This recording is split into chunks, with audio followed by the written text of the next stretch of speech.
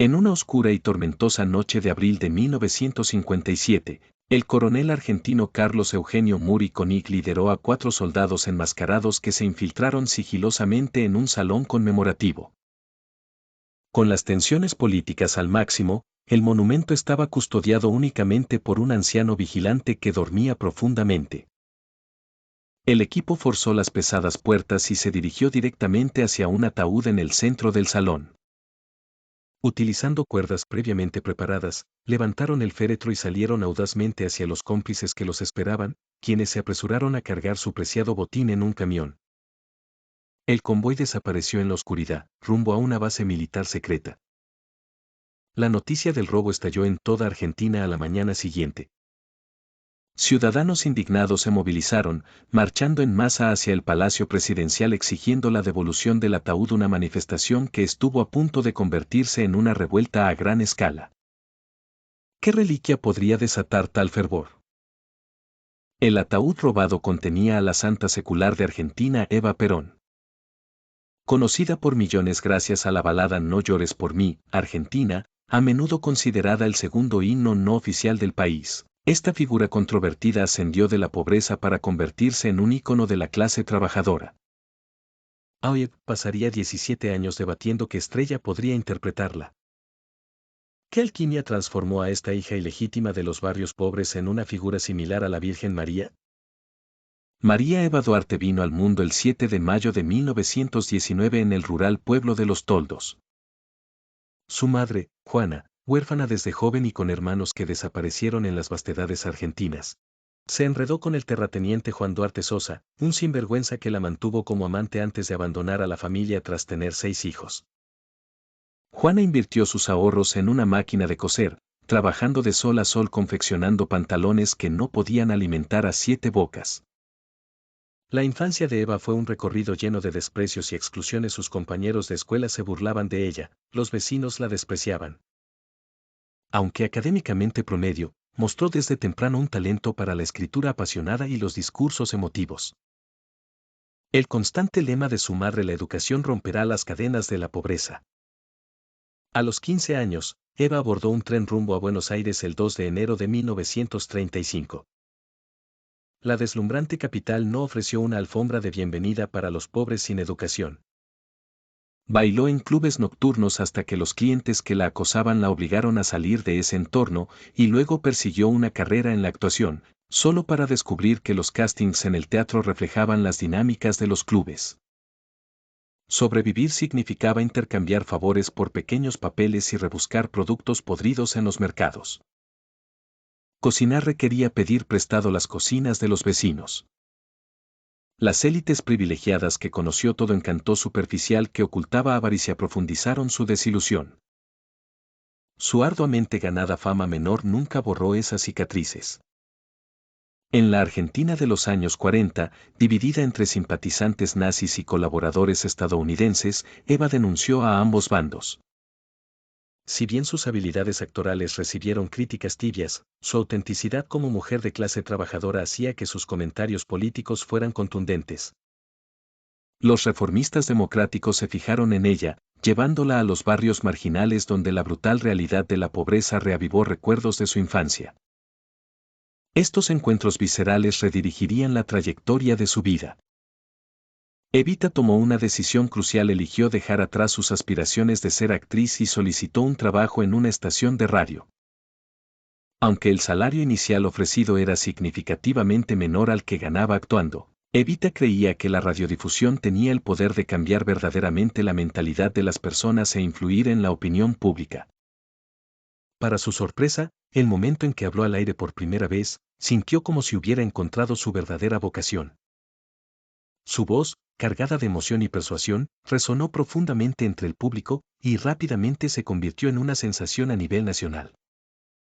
Este enfoque dual convirtió rápidamente a Perón en una figura altamente influyente, y los trabajadores comenzaron a verlo como su campeón.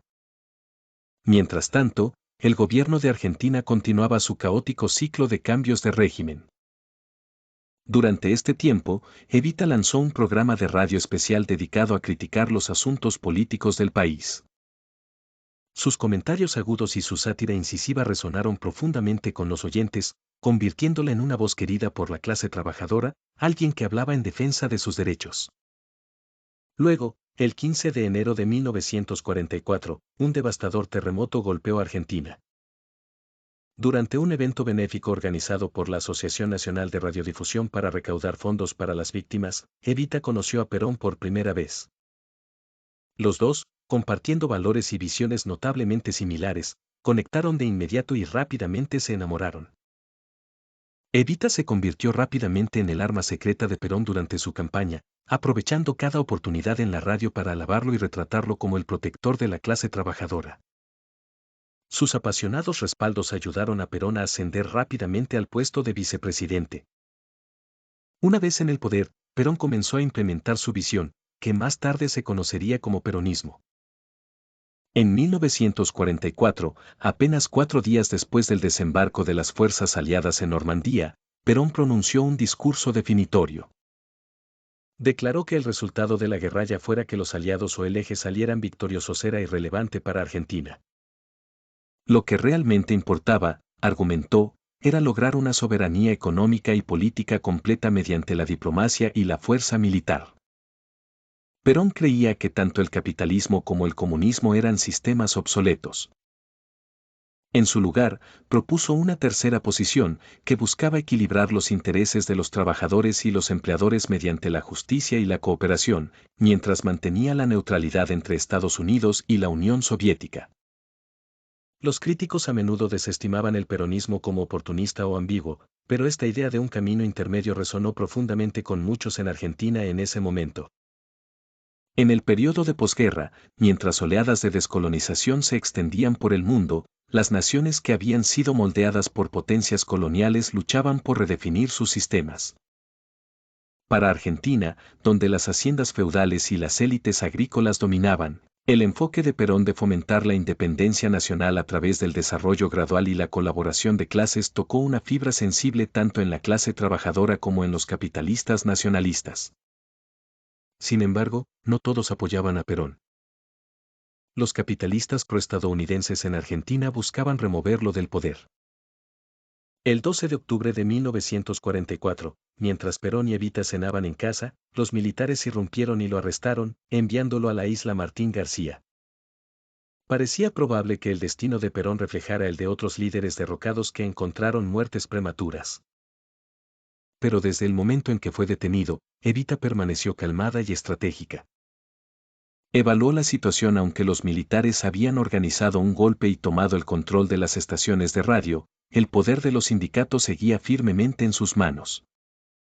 Decidió movilizar a los trabajadores. Viajando incansablemente de una fábrica a otra, animó a los obreros, instándolos a luchar por sus derechos y por Perón, quien había sido su defensor. Les dijo: luchar por Perón es luchar por ustedes mismos. En cuestión de días, el 17 de octubre de 1944, oleadas de trabajadores de las afueras de Buenos Aires marcharon hacia la ciudad. Inundaron las calles, coreando «Traigan de vuelta a Perón». Algunos radicales rompieron ventanas de edificios gubernamentales y amenazaron con castigar a los opositores de Perón. Las fábricas en todo Buenos Aires se paralizaron, el transporte cesó, y la ciudad quedó sumida en la oscuridad cuando se cortó la electricidad. El caos subrayó el poder de los trabajadores, dejando a los líderes militares paralizados por el miedo y la indecisión. Ni siquiera se atrevieron a desplegar tropas para reprimirlos. En su lugar, intentaron negociar, pero los trabajadores fueron firmes, exigieron la liberación de Perón o amenazaron con una guerra civil. Los militares, reconociendo sus propias divisiones internas, cedieron en el plazo de una semana. Cuando Perón y Evita caminaron tomados de la mano hacia el balcón de la Casa Rosada, la multitud abajo estalló en vítores ensordecedores, sus voces roncas tras días de protesta. Este dramático cambio de fortuna sigue siendo uno de los raros casos en la historia de América Latina donde un golpe de Estado fue revertido con éxito por una movilización popular. Al día siguiente, Perón le propuso matrimonio a Evita.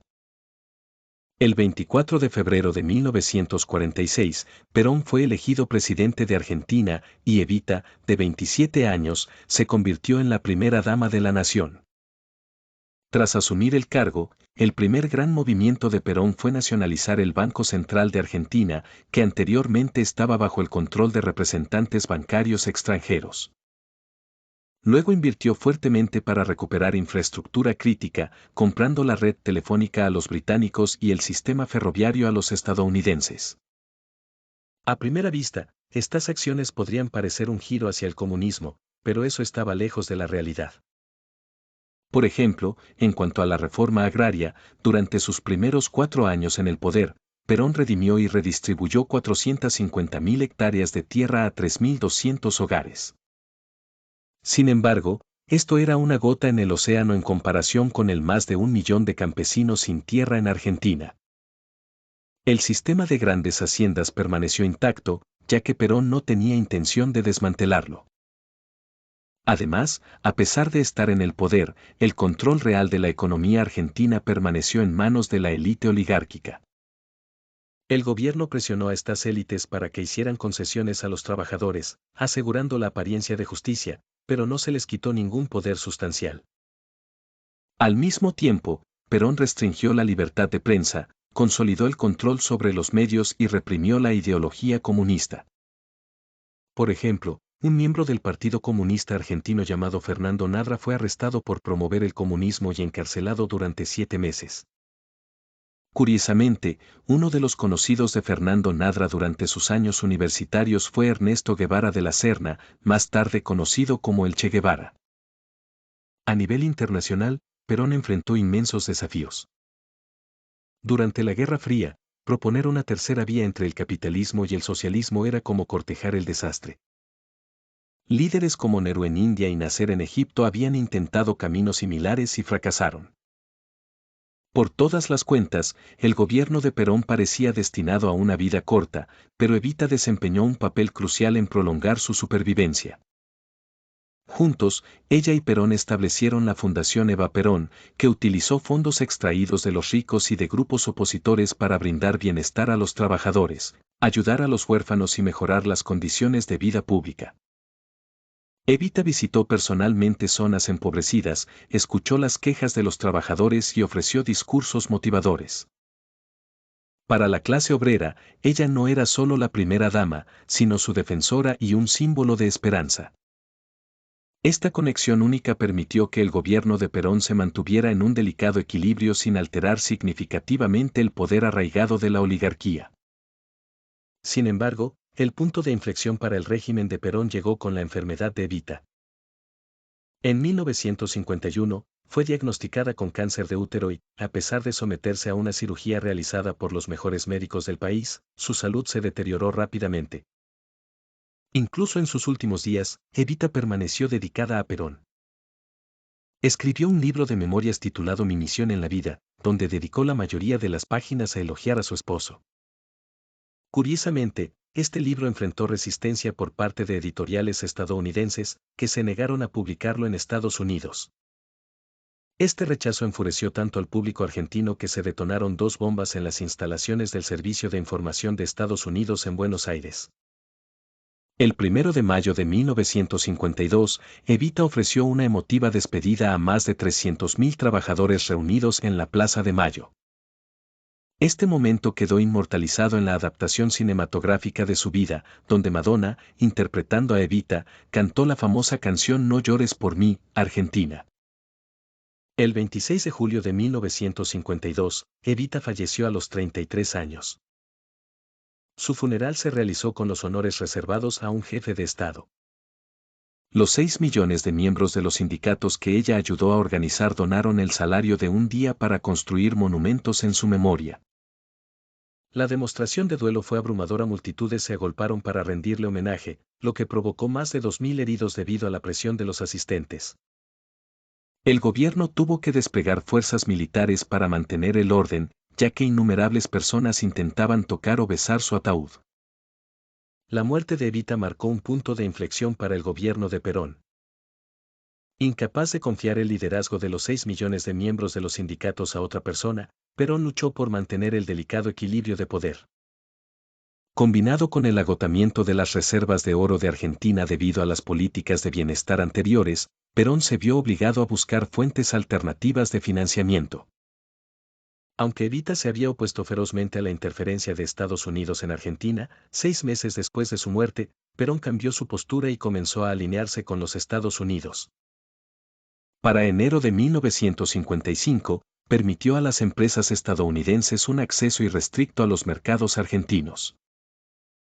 En abril, Mobil Oil comenzó a extraer petróleo en el país. En la provincia de Córdoba, Kaiser Industries estableció una fábrica de automóviles, pero la apertura de la economía a la inversión extranjera no logró los resultados esperados. La inflación se disparó, los salarios se estancaron y los trabajadores en toda Argentina se sintieron cada vez más desilusionados. Mientras tanto, el ejército, siempre acechando en las sombras políticas, comenzó a moverse una vez más. En junio de 1955, la Marina llevó a cabo un golpe de Estado, pero el presidente Perón escapó por poco gracias a una advertencia oportuna de Estados Unidos. Sin embargo, para ese momento, Perón dudaba en movilizar a las masas como lo había hecho en el pasado. Era plenamente consciente de que el sentimiento público entre los trabajadores se estaba volviendo en su contra. Para septiembre, el ejército se unió a la rebelión, obligando a Perón a renunciar al poder y huir del país. Con la salida de Perón, ni siquiera el ataúd de Eva Perón fue perdonado. Su inmensa importancia para el pueblo argentino la convertía en un símbolo poderoso, y los gobiernos posteriores temían su influencia incluso después de su muerte. Su ataúd fue robado del memorial donde se encontraba, aunque nunca fue destruido, solo ocultado. El robo del ataúd de Evita dio lugar a una serie de rumores inquietantes. Una historia habla de un oficial llamado Eduardo Arandía, quien, en circunstancias misteriosas, mató a su esposa una noche antes de quitarse la vida. Otro relato describe a una soldado encargada de custodiar el ataúd que, supuestamente, perdió la cordura tras presenciar algo inexplicable, lo que llevó al gobierno a cubrir el ataúd con un paño rojo.